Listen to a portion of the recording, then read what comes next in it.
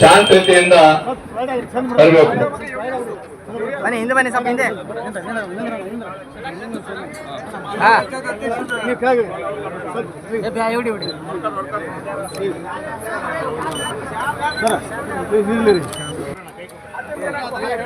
Mobile ಸ್ವಲ್ಪ ಹಿಂದೆ ತಳಗ್ ಮಾಡ್ರಿ.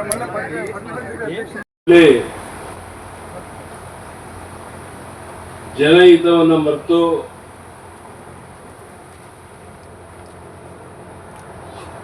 ಸರ್ಕಾರದ ಖಜಾನೆಯನ್ನು ಲೂಟಿ ಮಾಡ್ತಾ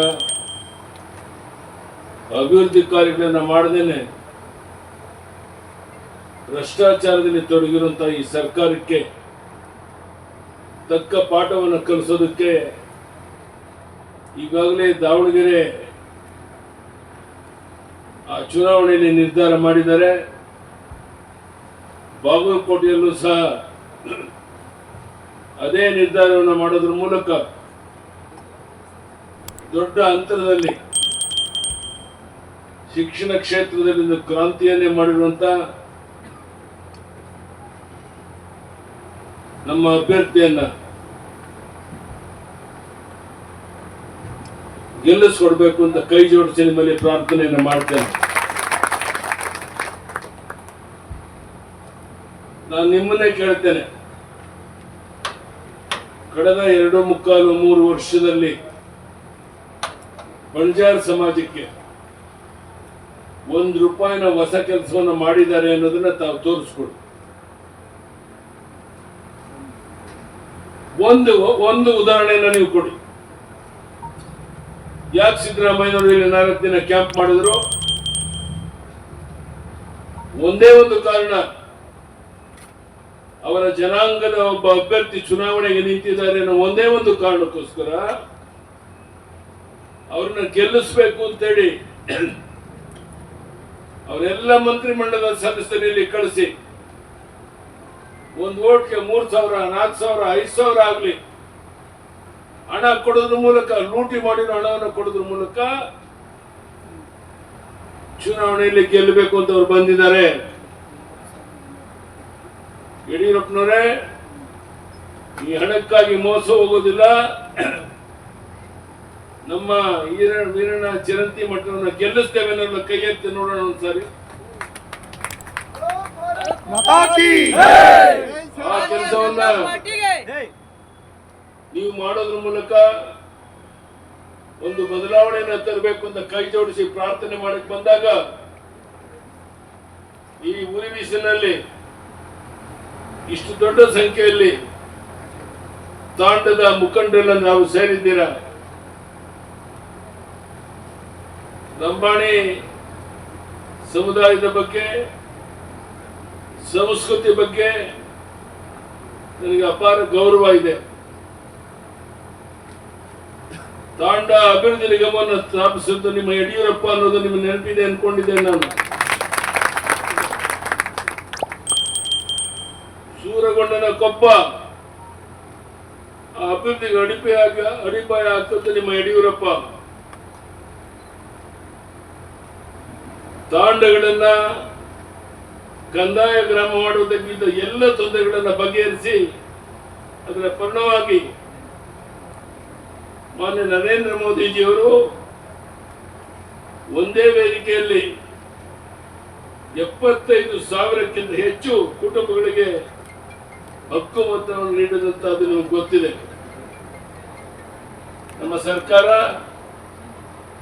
ನಾನು ಅಧಿಕಾರದಲ್ಲಿದ್ದಾಗ ಬಂಜಾರ ಸಮಾಜವನ್ನು SC ಪಟ್ಟಿಯಿಂದ ಕೈ ಬಿಡುವುದಿಲ್ಲ ಎಂದು ರಾಷ್ಟ್ರೀಯ ಆಯೋಗಕ್ಕೆ ಪತ್ರ ನಾನು ಬರೆದಿದ್ದೇನೆ.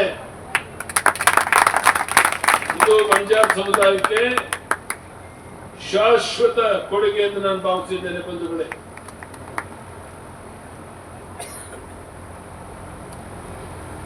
ನಮ್ಮ ಸರ್ಕಾರ ನಿಮ್ಮ ಸಮುದಾಯಕ್ಕೆ ಕೇವಲ 4 ಗುಂಪುಗಳಿಗೆ ,4.5% ನೀಡಿತ್ತು. ಈ ಸರ್ಕಾರ, ಸಿದ್ದರಾಮಯ್ಯ ಸರ್ಕಾರ ನಿಮ್ಗೆ ಅನ್ಯಾಯ ಮಾಡಿದೆ. ನಿಮ್ಮ ಪರವಾಗಿ ಬಿಜೆಪಿ ಯಾವಾಗಲೂ ಸದಾ ಇದೆ. ಒಂದು ವೇಳೆ ಈಗಾಗಲೇ ನಮ್ಮ ಕೇಂದ್ರದ ಎಲ್ಲ ಮುಖಂಡರು ಈ ರಾಜೀವ್ ಅವರು ಸವಿಸ್ತಾರವಾಗಿ ಎಲ್ಲ ಸಂಗತಿಗಳನ್ನು ನಿಮಗೆ ತಿಳಿಸಿದ್ದಾರೆ. ನಾನು ಹೆಚ್ಚು ಮಾತನಾಡಲ್ಲ. ನಿಮ್ಮ ಕೈ ಜೋಡಿಸಿ ಪ್ರಾರ್ಥನೆ ಮಾಡ್ತೇನೆ. ಪ್ರಹ್ಲಾದ್ ಜೋಶಿ ಅವರು ಕೇಂದ್ರದ ಸಚಿವರು ಇಲ್ಲಿಗೆ ಬಂದು ಹೋದರು. ಎಲ್ಲರೂ ಒಟ್ಟಾಗಿದ್ದೇವೆ, ಒಗ್ಗಟ್ಟಾಗಿದ್ದೇವೆ. ಉದ್ದೇಶ ಏನು? ಈ ಭ್ರಷ್ಟ ಕಾಂಗ್ರೆಸ್ ಸರ್ಕಾರವನ್ನು ಕಿತ್ತೊಗೆದು ಮತ್ತೊಮ್ಮೆ ಬರುವಂತಹ ಚುನಾವಣೆಯಲ್ಲಿ ಭಾರತೀಯ ಜನತಾ ಪಾರ್ಟಿ ಅಧಿಕಾರಿಗೆ ತರಬೇಕು. ಬಂಜಾರ ಸಮಾಜದ ಅಭಿವೃದ್ಧಿ ಆಗಬೇಕು.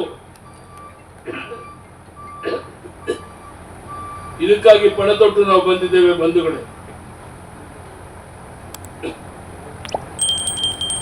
ಇನ್ನಾಗಲೇ ಹೇಳಿದಂತೆ ತಂಡ ಅಭಿವೃದ್ಧಿ ನಿಗಮ ಇರಬಹುದು, ಸಂತ ಸೇವಾಲಾಲ್ ದೇವಸ್ಥಾನಗಳಿರ್ಬೋದು, ತಾಂಡಗಳಿಗೆ ಕಾಂಕ್ರೀಟ್ ರಸ್ತೆಗಳನ್ನು ಮಾಡಿರುವಂತದ್ದು ಇರಬಹುದು. ಹೀಗೆ ಹತ್ತಾರು ಕೆಲಸವನ್ನ ಮಾಡೋದ್ರ ಮೂಲಕ ನಿಮ್ಮ ಅಭಿವೃದ್ಧಿಗಾಗಿ ನಾವು ನಿಂತಿದ್ದೇವೆ. ಸಿದ್ದರಾಮಯ್ಯ ಅಂದ್ರೆ ನಂಬಿಕೆ ದ್ರೋಹ, ವಿಶ್ವಾಸ ದ್ರೋಹಕ್ಕೆ ಮತ್ತೊಂದು ಹೆಸರು ಸಿದ್ದರಾಮಯ್ಯ. ನಾನು ಕೇಳ್ತೇನೆ ನಿಮ್ಮನ್ನ, ಯಾವ ಮುಖ ಇಟ್ಕೊಂಡು ಸಿದ್ದರಾಮಯ್ಯಲ್ಲಿ ಬಂದು ನಿಮ್ಮಲ್ಲಿ ಓಟ್ ಕೇಳ್ತಾರೆ? ಒಂದೇಳಿ ಉದಾಹರಣೆಯನ್ನ, ನಾನು ಮುಖ್ಯಮಂತ್ರಿ ಆದ್ಮೇಲೆ ಕಳೆದ 2.25 ವರ್ಷದಲ್ಲಿ ಈ ಕೆಲಸವನ್ನ ತಾಂಡಗಳಿಗೆ ಮಾಡಿದ್ದೇನೆ ಅಂತ ಒಂದೆರಡು ಉದಾಹರಣೆ ಕೊಡಿ ನೋಡೋಣ. ಅವ್ರು ಬಂದಿರೋದು ಯಾಕೆ? ಅವ್ರ ಜಾತಿಯವನೊಬ್ಬ ಚುನಾವಣೆಗೆ ನಿಂತಿದ್ದಾನೆ. ಒಂದು ಓಟಿಗೆ 5,000 ಬೇಕಾದ್ರೂ ಕೊಡ್ತೇನೆ, ಕೊಡಿ. ಮಂತ್ರಿಗಳೆಲ್ಲ ಇಲ್ಲೇ ಬಂದು ಕೂತಿದ್ದಾರೆ. ದುಡ್ಡಿನ ಬಲದಿಂದ, ಅಂದ್ರೆ ಹಣದ ಬಲದಿಂದ, ತೋಳು ಬಲದಿಂದ, ಅಧಿಕಾರ ಬಲದಿಂದ ಜಾತಿಯ ವಿಶ್ವೀಜವನ್ನು ಬಿತ್ತಿ ಚುನಾವಣೆಯಲ್ಲಿ ಗೆಲ್ಲಬೇಕು ಅನ್ನೋ ಭ್ರಮೆನಲ್ಲಿ ಸಿದ್ದರಾಮಯ್ಯ ಇದ್ದಾರೆ. ದಾವಣಗೆರೆಯಲ್ಲಿ ಸೋತಾಗಿದೆ ಅವರು. ಬಾಗಲಕೋಟೆಯಲ್ಲಿ 100ಕ್ಕೆ 100 ಸೋಲ್ತಾರೆ ಅನ್ನೋ ವಿಶ್ವಾಸ ನನಗಿದೆ. ನಿಮ್ಮನ್ನೆಲ್ಲ ನೋಡಿದ್ಮೇಲೆ ನಾನು ಇಷ್ಟೇ ನಿಮ್ಮನ್ನು ಹೇಳುವಂತಹದ್ದು. ಕೈ ಜೋಡಿಸಿ ನಿಮ್ಮಲ್ಲಿ ಪ್ರಾರ್ಥನೆ ಮಾಡ್ತೇನೆ. ಇದು ಚುನಾವಣೆ ಯಡಿಯೂರಪ್ಪಂದಲ್ಲ. ಈ ಚುನಾವಣೆ ನಿಮ್ಮ ಬಣಜಾರ ಸಮಾಜ ಮುಂದಿನ ಭವಿಷ್ಯವನ್ನು ನಿರ್ಮಾಣ ಮಾಡುವಂತ ಚುನಾವಣೆ. ಇದನ್ನು ಅರ್ಥ ಮಾಡಿಕೊಂಡು ತಾವೆಲ್ಲ ಒಟ್ಟಾಗಿ ಒಂದಾಗಿ ನಾವು ನಾಳೆ ನಾಡಿದ ಕಡೆಗೆ ಹೊರಡಬೇಕಾಗಿದೆ. ನಮಗೆ ಇಲ್ಲಿರೋ ಹಾಗಿಲ್ಲ. 9ನೇ ತಾರೀಕು ಇರೋರು ನೀವೇನೆ. ಅವತ್ತು ನಾವಿರಕ್ ಆಗೋದಿಲ್ಲ. ಆದ್ರಿಂದ ದಯಮಾಡಿ ನಾನು ನಿಮ್ಮಲ್ಲಿ ವಿನಂತಿ ಮಾಡ್ತೇನೆ, ಇವತ್ತಿಂದ ಇನ್ನೊಂದು 2 ದಿವಸ ಪ್ರತಿಯೊಂದು ತಾಂಡಗಳಿಗೆ ಹೋಗ್ಬೇಕು. ಅದೇ ರೀತಿ ನಿಮ್ಮ ಬಂಧು ಬಳಗದವ್ರಿಗೆ ಹೇಳಬೇಕು. ನಿಮ್ಮ ಬಂಧು ಬಳಗದವ್ರಿಗೆ ಹೇಳಿ ಬೇರೆಯವ್ರ ಜೊತೆ ಒಟ್ಟಾಗಿ ಸೇರಿಸ್ಕೊಂಡು ಮತದಾನ ದಿವಸ ಸಾಲಾಗಿ ಬಂದು 100ಕ್ಕೆ 90 ಭಾಗ ವೋಟ್ ಹಾಕಿ ಬಣಜಾರ ಸಮಾಜದವರು ಮುಂದೆ ಬಂದಾಗ ಈ ಸಿದ್ದರಾಮಯ್ಯ ಮಾಡಿರುವಂತಹ ದ್ರೋಹಕ್ಕೆ ಪಾಠವನ್ನು ಕಲಿಸಿದಂತಾಗುತ್ತೆ. ಆ ಕೆಲಸವನ್ನು ನೀವು ಮಾಡಬೇಕು ಅಂತ ಕೈ ಜೋಡಿಸಿ ಪ್ರಾರ್ಥನೆ ಮಾಡಕ್ಕೆ ಇಲ್ಲಿ ಬಂದಾಗ, ಈ ಉರಿ ಬಿಸಿಲಿನಲ್ಲಿ ಇಷ್ಟು ದೊಡ್ಡ ಸಂಖ್ಯೆಯಲ್ಲಿ ತಾಂಡದ ಎಲ್ಲ ಮುಖಂಡರು ಸೇರಿದ್ದೀರಾ. ಹೆಚ್ಚು ಮಾತನಾಡೋದು ಅಗತ್ಯ ಇಲ್ಲ. ನಾನು ಯಾವಾಗಲೂ ಹೇಳ್ತಾ ಇರ್ತೇನೆ, ಸಾಧನೆ ಮಾತಾಡಬೇಕು, ಮಾತನಾಡೋದೇ ಸಾಧನೆ ಆಗಬಾರ್ದು ಅಂತ. ಆದ್ರಿಂದ ಬಂಧುಗಳೇ, ಇವತ್ತಿನ ಪರಿಸ್ಥಿತಿನ ಅರ್ಥ ಮಾಡ್ಕೊಂಡು ಎಲ್ಲರೂ ಸಹ ಮಾತನಾಡಿದ್ದಾರೆ, ಎಲ್ಲ ವಿಷಯವನ್ನು ತಿಳಿಸಿದ್ದಾರೆ.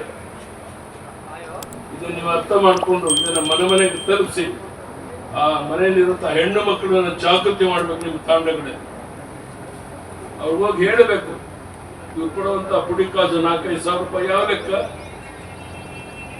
ನಾನು ಕಿಸಾನ್ ಸನ್ಮಾನ ಯೋಜನೆ 4,000 ರೂಪಾಯಿ ಕೊಡ್ತಾ ಇದ್ದೆ. ಪುಣ್ಯಾತ್ಮ ನಿಲ್ಲಿಸ್ಬಿಟ್ಟ. ಬಡ ಹೆಣ್ಣು ಮಕ್ಕಳಿಗೆ ಭಾಗ್ಯಲಕ್ಷ್ಮಿ ಯೋಜನೆ ಕೊಡ್ತಾ ಇದ್ದೆ. ಈ ಪುಣ್ಯಾತ್ಮ ನಿಲ್ಲಿಸ್ಬಿಟ್ಟ. ಇದಕ್ಕಾಗಿ ಇವನು ಓಟ್ ಕೊಡ್ತೀರಾ?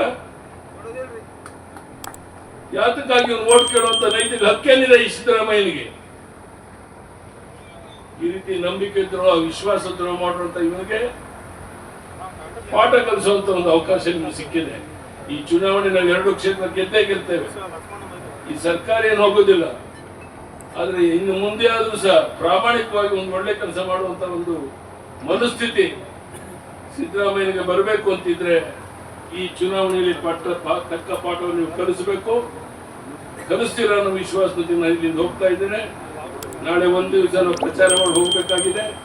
ದಯಮಾಡಿ ಇವತ್ತಿಂದ ಕೇವಲ ಇನ್ನು 2-3 ದಿನ ನಿಮ್ಮ ತಾಂಡಗಳಿಗೆ ಹೋಗಿ, ಕೇವಲ ನಿಮ್ಮ ತಾಂಡ ಮಾತ್ರ ಅಲ್ಲ, ಬೇರೆ ಬೇರೆ ಸಮಾಜದ ಬಂಧುಗಳು ನಿಮ್ಮ ಸ್ನೇಹಿತರಿದ್ದಾರೆ, ಅವರೆಲ್ಲರ ಮನವೊಲಿಸಿ ಬಿಜೆಪಿಯ ಕಮಲದ ಹೂವಿಗೆ ಗುರುತಿಗೆ ವೀರಣ್ಣ ಚಿರಂತಿ ಮಠ ಅವರಿಗೆ ಕೊಡಿಸೋದ್ರ ಮೂಲಕ ಅವ್ರನ್ನ ಗೆಲ್ಲಿಸಿಕೊಡಬೇಕು ಅಂತ ಕೈ ಜೋಡಿಸಿ ಪ್ರಾರ್ಥನೆ ಮಾಡಿ ನಮ್ಮೆಲ್ಲರೂ ವಂದಿಸಿ ನಾನು ಮಾತನಾಡುತ್ತೇನೆ.